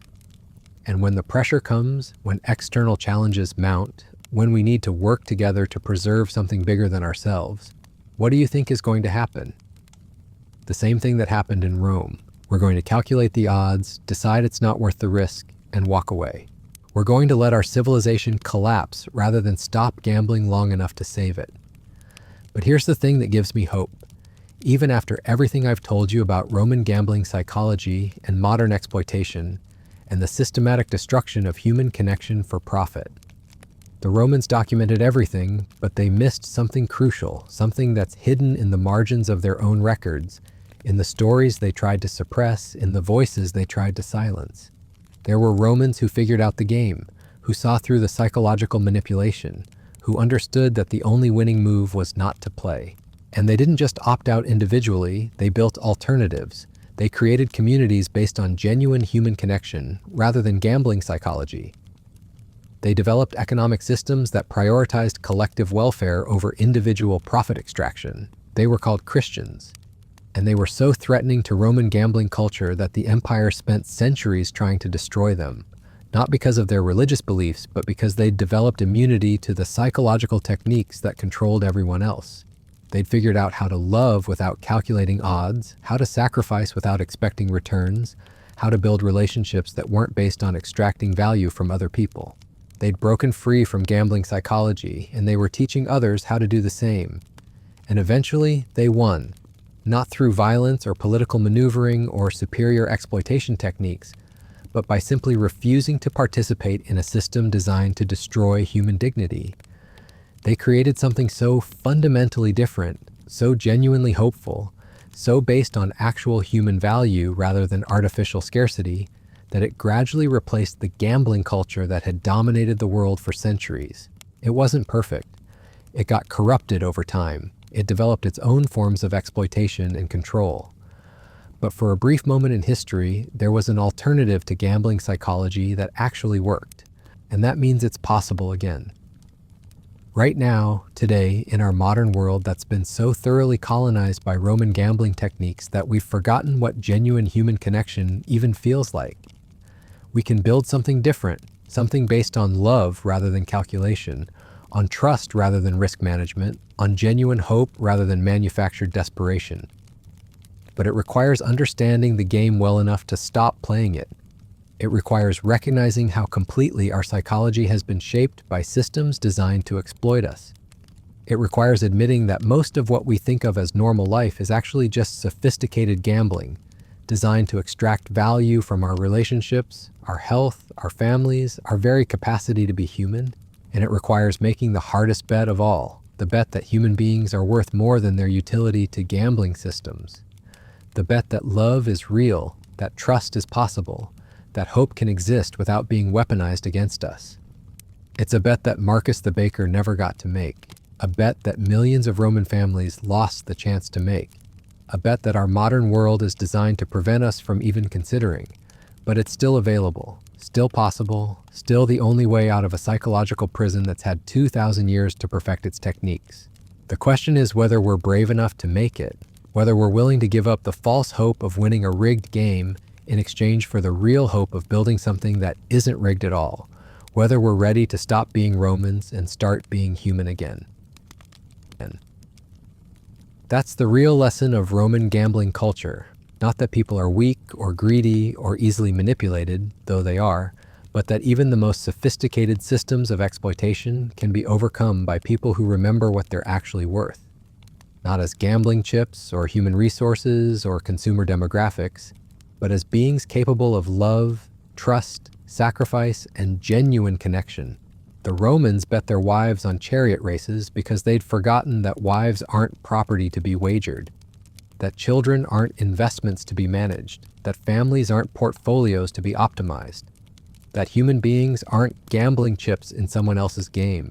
And until we remember that ourselves, until we stop calculating the odds on our own dignity and start protecting it unconditionally, we'll keep making the same bets, suffering the same losses, and thanking our exploiters for the privilege. Just like Marcus, just like Rome, just like everyone who's ever thought they could gamble their way to freedom while playing a game designed to ensure they never win.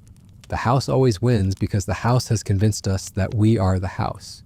But we're not. We never were. We're just the latest generation of people who forgot that some things should never be bet. No matter how desperate we get, no matter how good the odds look, no matter how much we need to win. Some things are worth more than any possible prize. And until we remember what those things are, we'll keep losing them, one bet at a time, until there's nothing left to lose. Just like in Rome, just like it's always been, just like it always will be, unless we finally decide to stop gambling and start living. But that's a choice only you can make, for yourself, for your family, for the civilization you want to leave behind. The Romans made their choice. They chose the bet over the relationship, the game over the family, the hope of winning over the certainty of love. And they lost everything. What choice will you make? But here's what I haven't told you yet. The part of this story that's going to make everything else seem almost quaint by comparison. Because we've been talking about Roman gambling culture as if it ended when the empire fell. As if those techniques died with the civilization that created them. But they didn't die. They just went underground. They evolved. They adapted. And they've been growing stronger for 2,000 years. See, when Rome collapsed, the people who'd profited most from the gambling system didn't just disappear into history. They were the smartest, most ruthless, most psychologically sophisticated operators in the ancient world. They understood human nature better than anyone else alive, and they had centuries of documented research on how to turn human weakness into wealth. So when their empire crumbled, they did what any smart parasite does when its host dies. They found new hosts. Some went north into the emerging kingdoms of Europe and became the merchant classes that would eventually develop into banking families. Others went east to Byzantium and created the financial systems that would fund the Crusades. Still others scattered throughout the Mediterranean and established trading networks that would eventually become the foundation of global capitalism. But wherever they went, they carried with them the fundamental insights of Roman gambling psychology. The understanding that people will bet anything if you make them desperate enough. That hope is more valuable than gold. That the most profitable form of exploitation is the kind where victims thank you for destroying them. And they spent the next millennium perfecting these techniques. By the Renaissance, Italian banking families had figured out how to turn entire nations into gambling addicts. They'd loan money to kings for wars, then bet against those same kings succeeding in their campaigns. They'd create artificial scarcities that forced people to borrow, then structure the loans so that failure was mathematically inevitable. They'd discovered that you didn't need chariot races to get people to bet their families. You just needed to create economic systems where gambling was the only alternative to starvation. The Dutch tulip bubble? That was Roman gambling psychology applied to flower markets. the South Sea bubble? Roman techniques adapted for stock speculation. Every financial crisis, every market crash, every economic disaster in European history can be traced back to systems that were fundamentally based on Roman gambling principles. Make people desperate, offer them hope, structure the odds so the house always wins, and convince the victims that their losses are their own fault for not being smart enough or brave enough or lucky enough. It's the same game Marcus played at the Circus Maximus, just with different props and better marketing, but the real breakthrough came in the 20th century, when the descendants of Roman gambling masters discovered something that would have made Caesar weep with envy. They figured out how to scale the system globally. Radio, television, mass media, eventually the internet. Suddenly, instead of having to manipulate people one at a time in gambling houses, they could reach millions simultaneously.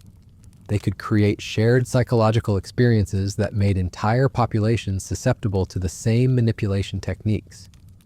They could make everyone Marcus the Baker, standing outside the Circus Maximus, clutching their life savings and convinced that this time, this bet, this opportunity was going to change everything. The advertising industry that emerged in the 1920s wasn't just trying to sell products. It was applying Roman psychological research to create artificial needs, manufactured desires, synthetic hopes that could only be satisfied through consumption. They were making people bet their time, their money, their health, their relationships on the promise that buying the right things would transform their lives. The credit industry that exploded after World War II wasn't just offering convenient payment options. It was using Roman techniques to make people bet their futures against their present desires. To sacrifice long-term security for immediate gratification, while feeling smart about their financial decisions. The entertainment industry that dominates modern culture isn't just providing distraction. It's using Roman methods to make people bet their attention, their emotional energy, their capacity for genuine human connection on parasocial relationships with fictional characters and manufactured celebrities. Every industry, every institution, every aspect of modern life has been infected by Roman gambling psychology. We're all betting constantly, compulsively, without even realizing we're gambling. We bet our children's development on educational systems designed to create obedient workers rather than independent thinkers. We bet our health on medical systems that profit more from treating symptoms than curing diseases. We bet our relationships on social media platforms that make money by keeping us isolated and insecure. We bet our democratic participation on political systems where both sides are owned by the same financial interests. We bet our environmental future on economic models that treat planetary destruction as an acceptable externality. We bet our spiritual development on religious institutions that care more about donations than salvation. And just like in Rome, we do all of this voluntarily, enthusiastically, while feeling grateful for the opportunities we're being given. Because the modern gambling system is so sophisticated that it doesn't feel like gambling at all. It feels like life, like progress, like freedom. But really, it's just the Roman system with 2,000 years of refinement. And the stakes keep getting higher. In Rome, people bet their wives and children. Today, we're betting our entire species. Climate change isn't just an environmental crisis, it's the inevitable result of a global economic system based on Roman gambling psychology. A system where short-term profits are more valuable than long-term survival. Where hope for technological solutions justifies betting our planet's habitability on unproven innovations. We're literally gambling the future of human civilization on the belief that someone, somewhere, will figure out how to fix the damage we're causing faster than we're causing it. And just like every Roman gambler, we're convinced we're going to win. That our bet is different, that our hope is justified, that this time the house won't take everything, but the house always wins. Not because the games are rigged, though they are, but because the house has spent 2 millennia learning how to make gambling feel like everything except gambling, how to make exploitation feel like opportunity, how to make addiction feel like freedom, how to make victims feel like players in a game they can actually win. The Romans would be amazed at what we've accomplished. They turned family destruction into entertainment for a few 100,000 people at a time. We've turned planetary destruction into entertainment for billions. They made people bet their wives on horse races. We've made people bet their entire civilization on the hope that someone else will solve problems we're not willing to stop creating. They created psychological techniques that could control individuals. We've created psychological techniques that can control entire cultures, entire nations, entire generations simultaneously. We are the Romans now. All of us, every single person living in the modern world is both Marcus the baker and the system that destroyed him. We're simultaneously the gamblers and the house, the victims and the exploiters, the ones placing bets and the ones calculating odds. And we're so deep inside the system that we can't see it anymore. Can't recognize that every choice we make, every purchase we consider, every relationship we enter, every dream we chase is actually a carefully structured bet in a game designed to extract maximum value from our hopes while ensuring we never actually win. But here's what gives me hope. Even after everything I've told you about Roman gambling psychology and its modern evolution and the systematic colonization of human consciousness by exploitation techniques refined over 2 millennia, the system is getting desperate. They're having to work harder and harder to maintain the illusion. The psychological techniques that used to work on entire populations for decades now burn out in years, sometimes months. People are developing immunity faster than new manipulations can be developed. The internet, that was supposed to be the ultimate gambling system, the perfect tool for psychological control, has also created something the Romans never had to deal with. Perfect information sharing, instant communication between people who are figuring out the game. For the first time in human history, the victims of systematic exploitation can compare notes in real time, can share techniques for recognizing manipulation, can build communities based on genuine human connection rather than artificial scarcity. The same technology that's being used to control us is also giving us the tools to break free. But it requires making the hardest choice any Roman ever faced, the choice to stop gambling entirely, to refuse to participate in systems designed to exploit our hopes, our fears, our love for our families, our desire for a better life. It requires recognizing that the only way to win a rigged game is not to play. And it requires building something different, something based on actual human value rather than manufactured desperation, something that treats people as ends in themselves rather than means to other people's profits. It's possible. It's happening. Right now, all over the world, people are figuring out how to opt out of gambling systems and opt into genuine human community. But it's hard. Harder than anything Marcus the baker ever faced, because the modern system is so pervasive, so sophisticated, so thoroughly integrated into every aspect of life that escaping it feels impossible. But it's not impossible, it's just expensive. The price is hope itself. The hope that you can gamble your way to a better life. The hope that someone else will solve your problems for you. The hope that the system that's exploiting you will eventually reward you for your participation. Giving up that hope is terrifying because without it, you're left with just yourself, your relationships, your community, your actual capacity to create value and meaning and connection without betting on some external system to provide it for you. You're left with reality, which is scarier than any Roman gambling house, but also more real than any Roman gambling prize. The choice is the same one Marcus faced 2,000 years ago. Do you bet everything on the hope of transformation, or do you accept what you actually have and build from there? Do you keep playing a game designed to destroy you, or do you start creating something that doesn't require human sacrifice for entertainment? The Romans made their choice. They chose the bet, they chose the game, they chose the hope of winning over the certainty of love, and they lost everything. What choice will you make? Because that's where this story ends, not with more information about Roman gambling culture or modern exploitation techniques or the psychology of hope and desperation, but with a question. A bet, you might say. Will you keep gambling your life away on systems designed to profit from your losses? Or will you finally decide that some things are too valuable to bet? That your family, your health, your sanity, your planet, your civilization, your very capacity to be human are worth more than any possible prize in any possible game? That's the only bet that matters now. The only bet that's ever mattered. The bet the Romans never made. The bet we still can. But only if we're brave enough to stop gambling long enough to remember what we're actually worth. Not as players in someone else's game, but as human beings capable of love, trust, sacrifice, and genuine connection. That's what Marcus really bet away when he put his wife's freedom on that chariot race. Not just her, not just his family, not just his future, but his humanity itself. His capacity to value something more than his own desperate hope for transformation. And that's what we're all betting away every day in 1,000 small ways on 1,000 rigged games, while telling ourselves we're just living our lives. But we're not living our lives.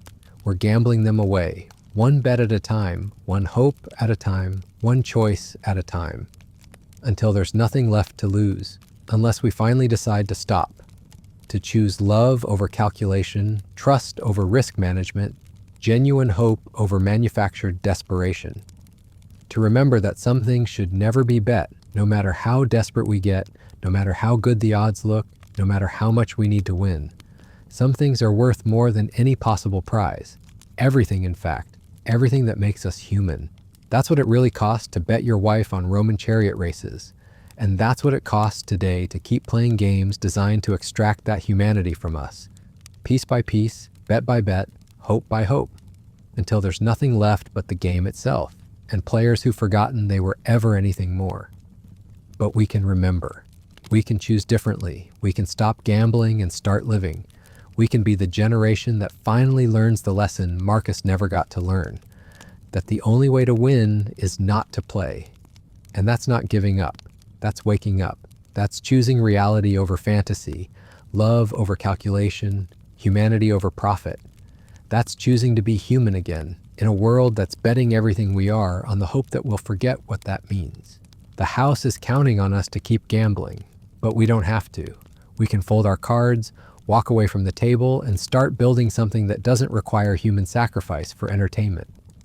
Something worthy of the love we've been gambling away. Something worthy of the families we've been betting. Something worthy of the civilization we've been risking. Something worthy of us. That's the real story of Roman chariot racing. Not just why it sucked to bet your wife on the races, but why it's time to stop betting at all and start remembering what we're actually worth, more than any game, more than any prize, more than any hope that requires us to sacrifice what we already have for the promise of something better. We already have everything we need. We just need to stop gambling it away. That's the lesson of Rome. That's the choice we face today. That's the bet worth making. The bet on ourselves, on each other, on love over calculation, on trust over risk, on humanity over profit, on reality over hope. That's the only bet that ever really mattered. And it's still available right now, today, for you. The question is, are you ready to make it? That's the real lesson of Roman gambling culture. Not that people are weak or greedy or easily manipulated, though they are, but that even the most sophisticated systems of exploitation can be overcome by people who remember what they're actually worth. Not as gambling chips or human resources or consumer demographics, but as beings capable of love, trust, sacrifice, and genuine connection. The Romans bet their wives on chariot races because they'd forgotten that wives aren't property to be wagered, that children aren't investments to be managed, that families aren't portfolios to be optimized, that human beings aren't gambling chips in someone else's game. And until we remember that ourselves, until we stop calculating the odds on our own dignity and start protecting it unconditionally, we'll keep making the same bets, suffering the same losses, and thanking our exploiters for the privilege. Just like Marcus, just like Rome, just like everyone who's ever thought they could gamble their way to freedom while playing a game designed to ensure they never win. The house always wins because the house has convinced us that we are the house. But we're not. We never were. We're just the latest generation of people who forgot that some things should never be bet. No matter how desperate we get, no matter how good the odds look, no matter how much we need to win. Some things are worth more than any possible prize. And until we remember what those things are, we'll keep losing them, one bet at a time, until there's nothing left to lose. Just like in Rome, just like it's always been, just like it always will be, unless we finally decide to stop gambling and start living. But that's a choice only you can make, for yourself, for your family, for the civilization you want to leave behind. The Romans made their choice. They chose the bet over the relationship, the game over the family, the hope of winning over the certainty of love. And they lost everything. What choice will you make? But here's what I haven't told you yet. The part of this story that's going to make everything else seem almost quaint by comparison, because we've been talking about Roman gambling culture as if it ended when the empire fell, as if those techniques died with the civilization that created them. But they didn't die. They just went underground, they evolved, they adapted, and they've been growing stronger for 2,000 years. See, when Rome collapsed, the people who'd profited most from the gambling system didn't just disappear into history. They were the smartest, most ruthless, most psychologically sophisticated operators in the ancient world. They understood human nature better than anyone else alive, and they had centuries of documented research on how to turn human weakness into wealth. So when their empire crumbled, they did what any smart parasite does when its host dies. They found new hosts. Some went north into the emerging kingdoms of Europe and became the merchant classes that would eventually develop into banking families. Others went east to Byzantium and created the financial systems that would fund the Crusades. Still, others scattered throughout the Mediterranean and established trading networks that would eventually become the foundation of global capitalism. But wherever they went, they carried with them the fundamental insights of Roman gambling psychology. The understanding that people will bet anything if you make them desperate enough. That hope is more valuable than gold. That the most profitable form of exploitation is the kind where victims thank you for destroying them. And they spent the next millennium perfecting these techniques. By the Renaissance, Italian banking families had figured out how to turn entire nations into gambling addicts. They'd loan money to kings for wars, then bet against those same kings succeeding in their campaigns.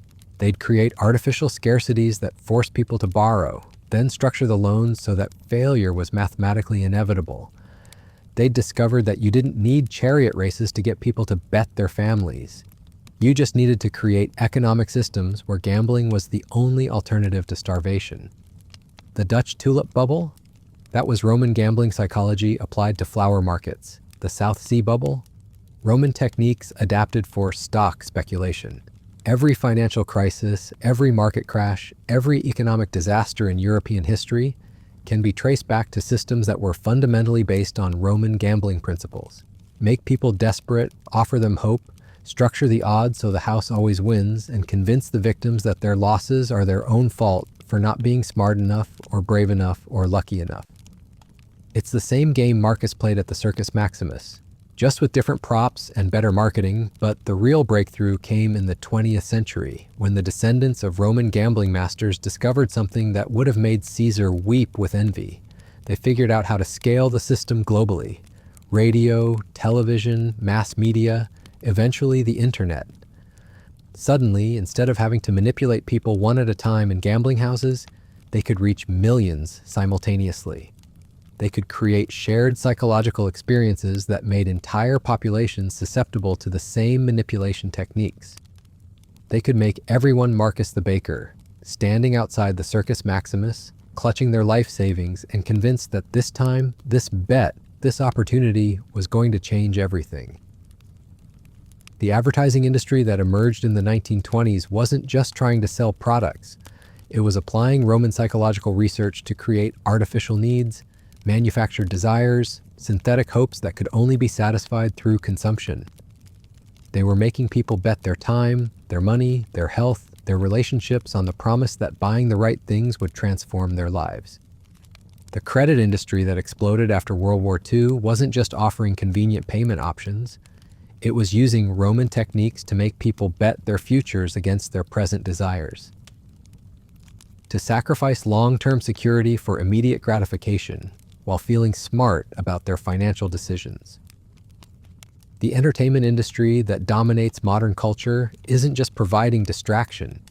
It's using Roman methods to make people bet their attention, their emotional energy, their capacity for genuine human connection on parasocial relationships with fictional characters and manufactured celebrities. Every industry, every institution, every aspect of modern life has been infected by Roman gambling psychology. We're all betting constantly, compulsively, without even realizing we're gambling.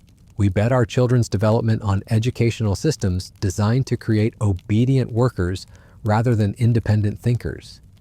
We bet our health on medical systems that profit more from treating symptoms than curing diseases. We bet our relationships on social media platforms that make money by keeping us isolated and insecure. We bet our democratic participation on political systems where both sides are owned by the same financial interests.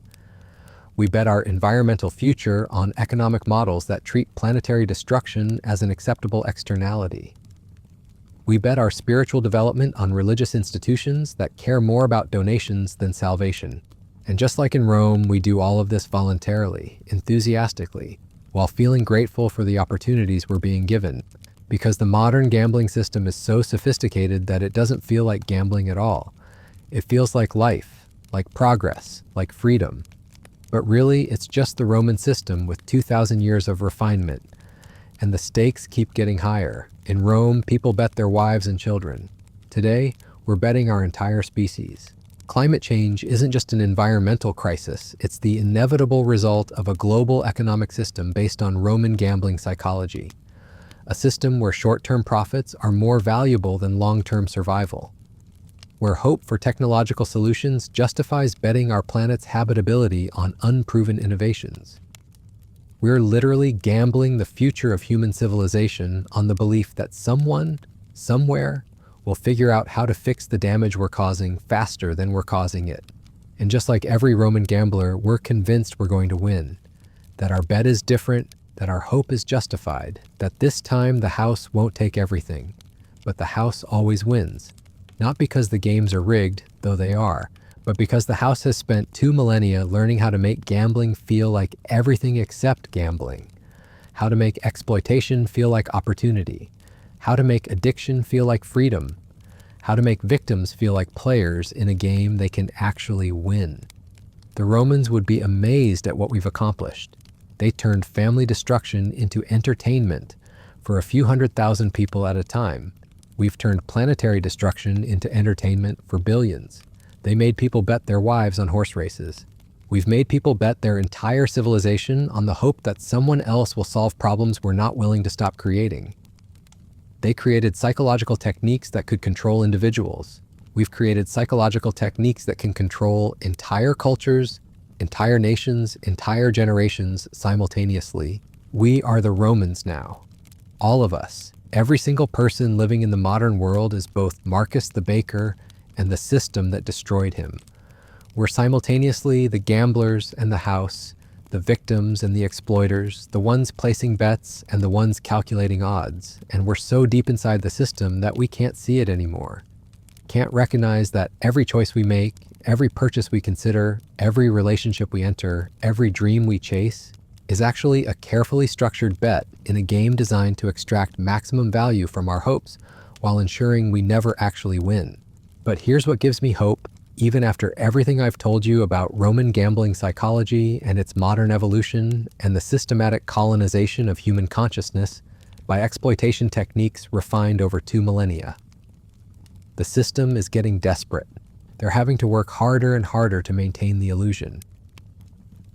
The psychological techniques that used to work on entire populations for decades now burn out in years, sometimes months. People are developing immunity faster than new manipulations can be developed. The internet that was supposed to be the ultimate gambling system, the perfect tool for psychological control, has also created something the Romans never had to deal with. Perfect information sharing, instant communication between people who are figuring out the game.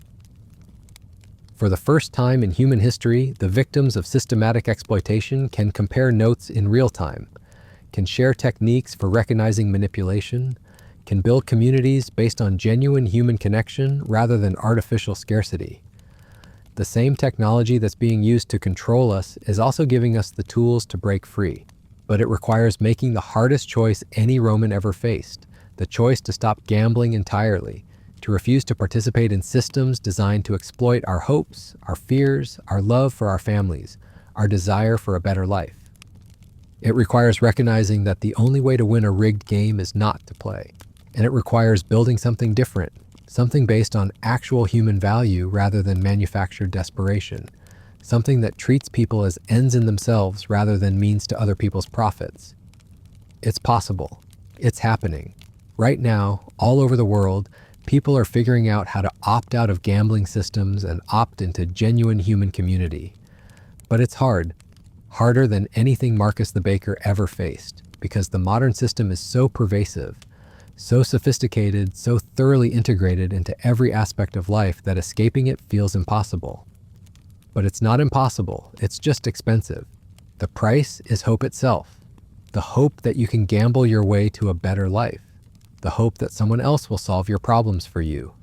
The hope that the system that's exploiting you will eventually reward you for your participation. Giving up that hope is terrifying because without it, you're left with just yourself, your relationships, your community, your actual capacity to create value and meaning and connection without betting on some external system to provide it for you. You're left with reality, which is scarier than any Roman gambling house, but also more real than any Roman gambling prize. The choice is the same one Marcus faced 2,000 years ago. Do you bet everything on the hope of transformation, or do you accept what you actually have and build from there? Do you keep playing a game designed to destroy you, or do you start creating something that doesn't require human sacrifice for entertainment?